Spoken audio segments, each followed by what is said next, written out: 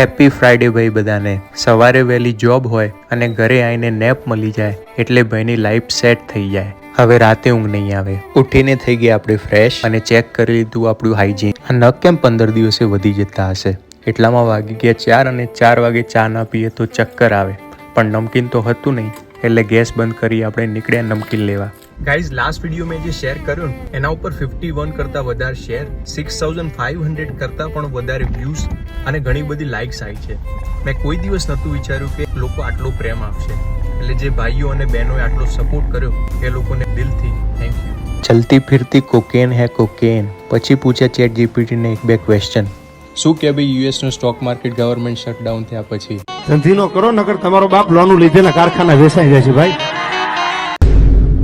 Mewat ખબરની universe છે guys, આપણે બધા ખાલી એમાં જીવીએ છીએ. આવો ચેક કરીએ આજે બાર આંટો મારવા જેવા એમ છે કે નહીં. પણ એના પહેલા વાસણ ઘસવા પડશે, નહીતર રાજુ મને ઘરથી કાઢી મૂકશે. આવું છે ગરીબને તો.